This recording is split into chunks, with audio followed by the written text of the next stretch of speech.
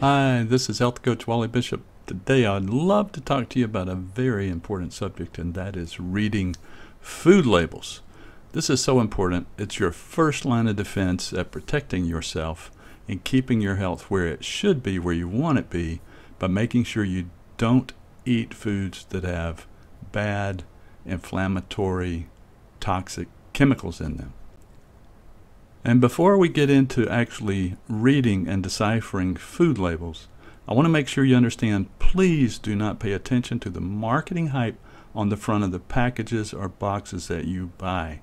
They pay marketing people a whole lot of money to understand what your spontaneous buttons are, so that you'll look at the front of that package and say, oh wow, it has carrots, or it has whole grains, or it has veggies in it, then it must be good. But that is only part of the story. So let's get right into understanding and reading those food labels.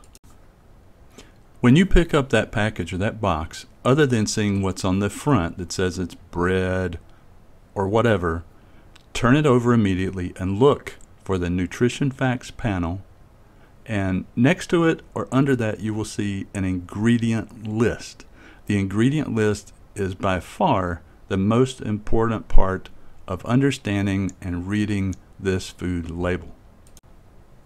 The ingredient list actually tells you in descending order the ingredients by content. So if the first ingredient says sugar, well, you know that that product is mostly sugar. What we want to do is find foods that start with actual foods as the ingredient, not an added vitamin or an added mineral or a filler or sugar, but we want something that actually starts with food. That's number one.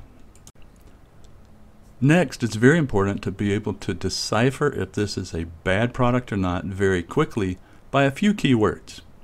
So if you see the word hydrogenated or partially hydrogenated oils, that is a key. This is a terrible product. Those are trans fats, and we know trans fats are heart killers and blood vessel killers. So certainly you can put it back right at that point when you see those words. Another key would be the word monosodium glutamate. You probably heard of that before. MSG, it's a neuroexciter, a neurotoxin.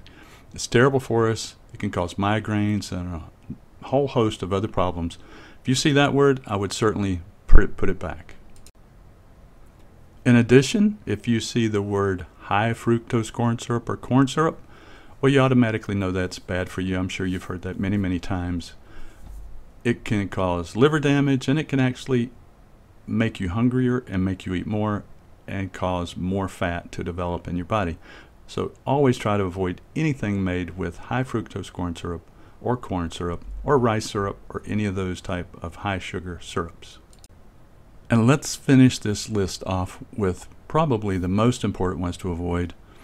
First on that list would be artificial sweeteners. If you see aspartame or acesulfame potassium or saccharin or sucralose, please put those back. Those are neurotoxic, neuroexciters.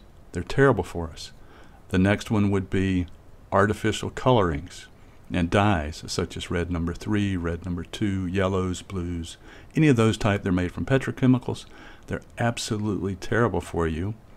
The next to avoid would certainly be preservatives like TBHQ, BPA, potassium bromide, citric acid.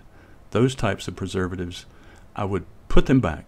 You know, they can use natural preservatives like vitamin C and vitamin E. Why they don't, I have no clue, but they could, and they'd be all natural, and they'd be great for us.